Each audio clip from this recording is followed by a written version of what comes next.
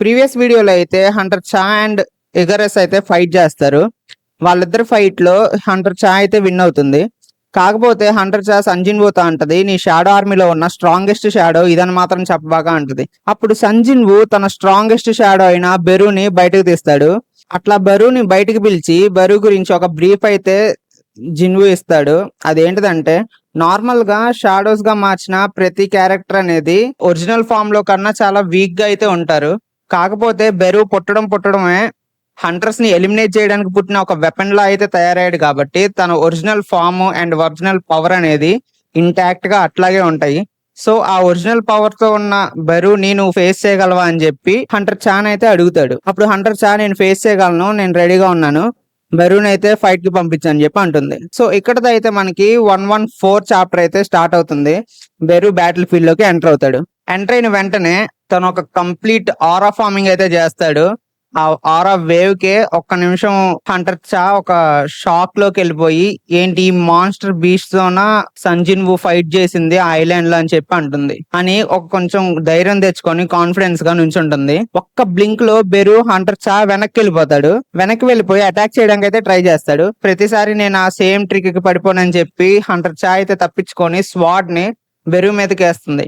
బెరూ దాన్ని చాలా సింపుల్ గా 2 ఫింగర్స్ తో అయితే ఆపేస్తాడు. ఆపేస్తే హంటర్ చా అయితే అక్కడతో ఆగకుండా కంటిన్యూగా స్వాడ్ తో అటాక్స్ అయితే చేస్తుంది. కానీ ప్రతి స్వాడ్ అటాక్ ని బెరూ చాలా సింపుల్ గా డాడ్జ్ చేసేస్తాడు. అండ్ బెరూ మైండ్ లో అనుకుంటాడు, నేను ఇప్పుడు తినని ఓన్లీ డిఫీట్ చేయాలి, చంపకూడదు. అంటే నేను తనని కంప్లీట్ గా ఓవర్ పవర్ చేసేస్తే తనకి తానే ఓటమిని ఒప్పుకునిద్దని చెప్పి బెరూ అనుకొని ప్రతి అటాక్ ని అయితే కంప్లీట్ గా డాడ్జ్ చేస్తూ ఉంటాడు. అండ్ దాన్ని హంటర్ చా కూడా గమనించి ఏంటి ఇతను ఇంత స్ట్రాంగ్ ఉన్నాడు, కానీ కాళ్ళు కూడా కదపకుండా ప్రతి అటాక్ ని అయితే సింపుల్ గా డాడ్జ్ చేస్తున్నాడు అని చెప్పి అనుకుంటుంది. ఇట్లా అనుకొని ఒక్కసారిగా పెద్ద అటాక్ చేయడానికి డబుల్ స్లాష్ అయితే వేస్తుంది బెరూ మీదకి. బెరూ దాన్ని కూడా సింపుల్ గా తప్పించుకొని ఒకేసారి హంటర్ చా ఫేస్ మీదకి వచ్చి గట్టిగా అరుస్తాడు. ఆ అరుపుకొచ్చిన షాక్ వేవ్స్ కి ఒక్క నిమిషం హంటర్ చా అయితే విసుగుపోతుంది. ఆ దెబ్బకు ఒక్కసారి వెనక్కి వెళ్ళి అట్లా నుంచుని పోయి షాక్ లో చూస్తుంది. సంజిన్ వూ అడుగుతాడు, ఈ బ్యాటిల్ నువ్వు ఆల్రెడీ ఓడిపోయావు, ఇక్కడతో ఆపేద్దాం అని చెప్పి అడిగితే హంటర్ చా మాత్రం ఒప్పుకోకుండా, నేను ఇంకా బ్యాటిల్ కంటిన్యూ చేస్తాను బెరూతో అని చెప్పి అంటుంది. ఇంకా మాటతో అయితే బెరూ సహనం కోల్పోయి ఫుల్ ఫోర్స్ మీద అటాక్ చేయడానికి వెళ్ళిపోతాడు హంటర్ చా మీదకి. కానీ హంటర్ చా అటాక్ ని అయితే డాడ్జ్ చేసి తన స్వాడ్ తో స్పెషల్ అటాక్ అయితే చేయడానికి రెడీ అయిపోతుంది. ఆ అటాక్ పేరు ఏంటంటే స్వాడ్ డాన్స్. ఆ స్వాడ్ డాన్స్ తో సింగిల్ స్లాష్ బెరూ మీదకి అయితే అటాక్ చేస్తుంది. అండ్ ఆ అటాక్ కూడా కంప్లీట్ గా బెరూ మీద ల్యాండ్ అవుతుంది. కాకపోతే ఇక్కడ ట్విస్ట్ ఏంటంటే, ఆ ల్యాండ్ అయిన అటాక్ కి స్వాడ్ అయితే ముక్కలుగా ఇరిగిపోతుంది. అండ్ అక్కడతో ఆగిపోకుండా హంటర్ చా అయితే బ్లేడ్ ఆఫ్ లైట్ అని చెప్పి ఆ ఇరిగిపోయిన స్వాడ్ కి ఎక్స్టెన్షన్ గా లైట్ స్వాడ్ ని అయితే సమన్ చేసి డైరెక్ట్ బెరూలోకి దించేస్తుంది. ఇంకా బెరూ లోపల ఉన్న యానిమల్ ఇన్స్టింక్ట్స్ ఆన్ అయిపోయి డైరెక్ట్ గా హంటర్ చాన్ అయితే చంపేద్దాం అని చెప్పి రెడ్ కలర్ గా మారిపోయి గట్టిగా అరుచుకుంటూ మీదకి వచ్చేస్తాడు. అండ్ అది గమనించి వెంటనే జిన్వు అరుస్తాడు గట్టిగా స్టాప్ అని చెప్పి. అయినా కానీ వినిపించుకోకుండా గట్టి అటాక్ అయితే చేయడానికి వచ్చేస్తాడు హంటర్ చా మీదకి బెరూ. కానీ ఆ స్ప్లిట్ సెకండ్ గ్యాప్ లోనే సంజిన్ వూ వచ్చేసి ఆపేస్తాడు సింగిల్ హ్యాండెడ్ గా. నేను స్టాప్ అని చెప్పాను కదా, ఎందుకు నువ్వు ఆగలేదని గట్టిగా బెరూ మీద అరుస్తాడు. వచ్చేసరికి ఒక్క దెబ్బకి వెనక్కి వెళ్ళిపోయి కింద మోకాల మీద కూర్చొని సారీ అని చెప్పి క్షమాపణ అడుగుతుంది. అండ్ తను వెంటనే ఇటు హంటర్ చాన్ చూసి, నువ్వు ఎందుకు అంత రిస్క్ చేస్తున్నావు, జస్ట్ ఇది గిల్లోకి జాయిన్ అవడానికి టెస్ట్ మాత్రమే, దానికి నీ లైఫ్ మొత్తం రిస్క్ చేయాల్సిన అవసరం అయితే లేదు కదా అని చెప్పి అడుగుతూ ఒక క్వశ్చన్ మార్క్ తో, ఇంత చేయడానికి అయితే నా గిల్ట్ అసలు నేమే లేని గిల్డ్, దానికోసం నువ్వు ఇంత చేయాల్సిన అవసరం లేదు. అండ్ దాంతో పాటు నీ లైఫ్ రిస్క్ చేసే అంత విలువైనవి కూడా ఇక్కడ నా గిల్లో ఏమి నేను ఇవ్వట్లేదు. సో నీకు అంత మోటివ్ క్రియేట్ చేసే థింగ్ ఏంటిదా అని చెప్పి ఆలోచిస్తూ అడుగుతాడు. ఆ థాట్ లో ఉంటూ ఒకేసారి నీకు నేనంటే ఇష్టమా అని చెప్పి హంటర్ చాన్ అయితే అడుగుతాడు. హంటర్ చా కూడా ఒక్కసారిగా బ్లష్ అయిపోతూ జిన్వుని ఐ థింక్ సో అని చెప్పి అనేసిన వెంటనే అయితే మనకి ఈ చాప్టర్ అయితే ఎండ్ అవుతుంది. ఇక్కడతో మనకి 114 అనే చాప్టర్ ఎండ్ అవుతుంది. మనకి చాప్టర్ 115 అనేది యునైటెడ్ స్టేట్ హంటర్ బ్యూరోలో అయితే స్టార్ట్ అవుతుంది. ఆ సీన్ లోకి వెళ్ళిపోతే యుఎస్ హంటర్ బ్యూరో చీఫ్ అయితే లేడీ సెల్నర్ ని అడుగుతాడు, అక్కడ ఏం జరిగింది, సంజిన్ వూని ఒప్పించగలిగారా లేదా అని చెప్పి అక్కడ ఇన్ఫర్మేషన్ అయితే గ్యాదర్ చేయడానికి ట్రై చేస్తాడు. లేడీ సెల్నర్ చెప్తుంది, ఇక్కడ జరిగింది అయితే నేను ఎక్స్పెక్ట్ చేయలేదు, అతను వన్ ఆఫ్ ది కింగ్స్ లో ఒకడని చెప్పి అంటుంది. అన్న వెంటనే ఒక్కసారిగా బ్యూరో చీఫ్ షాక్ అయిపోయి ఏం మాట్లాడుతున్నావు అని చెప్పి అంటాడు. నార్మల్ గా కింగ్స్ అయితే వాళ్ళ పవర్ ని వేరే అదర్ డైమెన్షన్ నుంచి అదర్ సైడ్ నుంచి అయితే తీసుకుంటారు. అండ్ అది తీసుకునే ప్లేస్ కూడా నాకు ఒక మంచి లైట్ ని అయితే చూసినట్టు అనిపిస్తుంది. కానీ సంజిన్ వూతో వచ్చేసరికి అదంతా కంప్లీట్ డిఫరెంట్ గా ఉంది. సంజిన్ వూకి అసలు పవర్ వచ్చే ప్లేసే లేదు. అంటే ఒక సైడ్ నుంచి పవర్ తను గ్యాదర్ చేయట్లేదు, బారో చేయట్లేదు. తనే ఒక పవర్ లా మారిపోయాడు. తన పవర్ ని తనే యూజ్ చేస్తున్నాడు అండ్ అది కూడా లిమిట్లెస్ గా ఉంది అని చెప్పి అంటాడు. అప్పుడు బ్యూరో చీఫ్ ఏం మాట్లాడుతున్నావు అంటే తన పవర్ లిమిట్లెస్ అని చెప్పి అడుగుతాడు. అడిగేసరికి అవును తన పవర్ లిమిట్లెస్, అదొక డార్క్నెస్ తో నిండిపోయిన లిమిట్లెస్ పవర్ అయితే తన నుంచి వస్తుందని చెప్పి చెప్తుంది. చెప్తూ అట్లా వణికిపోతూ ఉంటే బ్యూరో చీఫ్ అడుగుతాడు, అంటే ఇప్పుడు సంజిన్ వూ ఈవిలా అని చెప్పి అడుగుతాడు. నేను ఇదంతా చెప్పింది తన పవర్ వచ్చే దగ్గర నుంచి, అంతేగాని సంజిన్ వూ పర్సనాలిటీ గురించి కాదని చెప్పి చెప్తుంది. అండ్ దాంతో డిసైడ్ అయ్యి బ్యూరో చీఫ్ తన్ని మనం ఇట్లా లోపలికి లాగలేం కానీ వేరే ఆప్షన్ అయితే చూస్ చేసుకుందాం అని చెప్పి స్లోగా తను బేస్మెంట్ కి అయితే వెళ్తాడు. తన అసిస్టెంట్ అయితే అడుగుతాడు, 2 years బ్యాక్ మన USA లో జరిగిన biggest S rank gate break అయితే నీకు గుర్తుందా అని చెప్పి అడుగుతాడు. ఆ పెద్ద డిజాస్టర్ ని అయితే నేను ఎట్లా మర్చిపోగలను అని చెప్పి అంటాడు. అని ఆ డిజాస్టర్ లో వచ్చిన మాన్స్టర్ అయితే డిఫీట్ చేయడానికి 5 నేషనల్ లెవెల్ హంటర్స్ అయితే కావాల్సి వచ్చింది. అంత స్ట్రాంగెస్ట్ ఎనిమీని ఇప్పుడు దాకా మనం ఎప్పుడు ఫేస్ చేయలేదు. అంత డేంజరస్ థింగ్ గురించి ఇప్పుడు మీరు ఎందుకు మాట్లాడుతున్నారని చెప్పి ఆ బ్యూరో చీఫ్ ని అయితే అడుగుతాడు అతను అసిస్టెంట్. అడిగినప్పుడు తను స్లోగా నడుచుకుంటూ చెప్తా ఉంటాడు, అంత డిజాస్టర్ క్రియేట్ చేసిన ఆ క్రీచర్ మనకు ఒక గిఫ్ట్ అయితే వదిలేసి వెళ్ళింది, ఆ గిఫ్ట్ ఏంటో చూపిస్తాను పదా అని చెప్పి చూపిస్తాడు. స్లోగా లోపలికి డోర్ ఓపెన్ చేసుకుని వెళ్తే మొత్తం అంతా పెద్ద పొగలో నుంచి మనకు ఆ డ్రాగన్ స్కెల్టన్ అయితే కనిపిస్తుంది. ఆ స్కెల్టన్ తో పాటు ఒక స్టోన్ అయితే కనిపిస్తుంది. అండ్ ఆ స్కెల్టన్ ఎవరిదో కాదు, Kamish, the strongest creature in Solo Leveling world. ఇప్పుడు దాకా అంత స్ట్రాంగెస్ట్ క్రీచర్ ని అయితే సోలో లెవెలింగ్ లో ఎవరు ఫేస్ చేయలేదు. సో ఆ స్ట్రాంగెస్ట్ క్రీచర్ యొక్క స్టోన్ ని మనకు అక్కడ చూపిస్తారు. ఆ స్టోన్ మనకి ఆ కార్ప్స్ లో అయితే దొరుకుతుంది.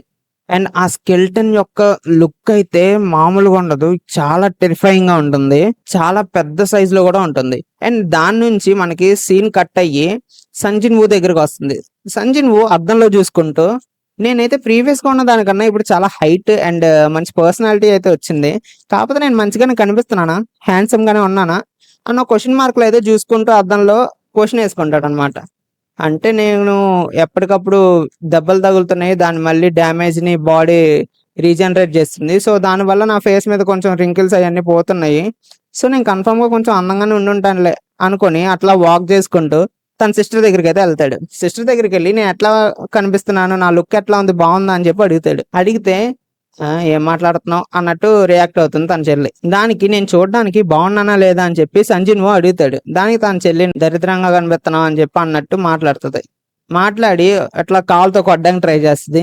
నువ్వు బాడీ ఒకటే పెంచడం కాదు, కొంచెం బ్రెయిన్ కూడా పెంచు అని చెప్పి అంటది. నేనైతే నా క్లాస్ లో టాపర్ ని, నీలాగ్ కాదని చెప్పి అంటుంది. అన్నప్పుడు ఓకే నువ్వు క్లాస్ టాపర్ అన్న విషయం మర్చిపోయాను నేనని చెప్పి అంటాడు. అని సంజిన్ వూ నేను నా ఓన్ గిల్ని అయితే క్రియేట్ చేద్దాం అనుకుంటున్నాను, దానికి నేమ్ ఏమైనా సజెస్ట్ చేస్తావా అని చెప్పి అంటాడు. అంటే అబ్బో ఇప్పుడు నేను అందరూ బాస్ అని పిలవాలా అని చెప్పని, ఓకే దాని పేరేమనుకున్నావు అని చెప్పి అడుగుతుంది. దానికి సంజిన్ వూ సోలో ప్లే అనే పేరు చెప్తాడు.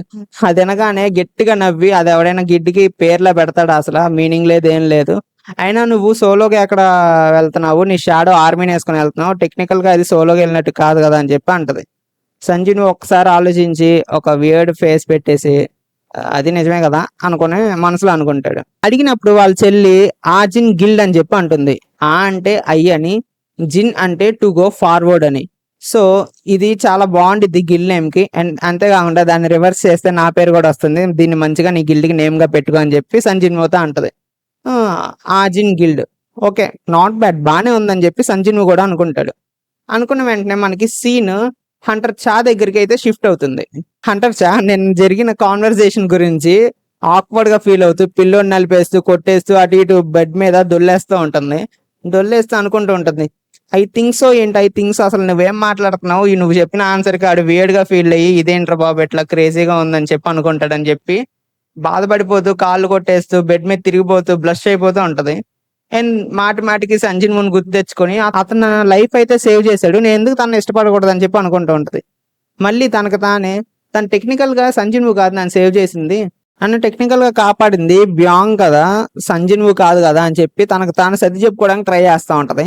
కానీ అప్పుడు కూడా సంజిన్వు ఎవరు ఇష్టపడకుండా ఉంటారు చెప్పండి అని చెప్పి మనసులో అనుకుంటూ ఉంటూ అట్లా పిల్లో పెట్టుకొని అట్లా స్లోగా ట్రాన్స్ లోకి అయితే వెళ్ళిపోతుంది. ఆ ట్రాన్స్ లో చూసుకుంటే మనకి నిజంగా తనని హీల్ చేసిన హీలర్ అయితే కనిపిస్తాడు ఒక షాడో రూపంలో. కనిపించి నువ్వు చాలా జాగ్రత్తగా ఉండాలి అండ్ సంజిన్వుకి చెప్పు తన్ని చాలా కేర్ఫుల్ గా ఉండమని, ఎందుకంటే తను యూజ్ చేసే పవర్ చాలా డేంజరస్ పవర్, ఆ పవర్ నుంచి తన్ని చాలా సేఫ్ గా ఉండమని చెప్పు అంటాడు.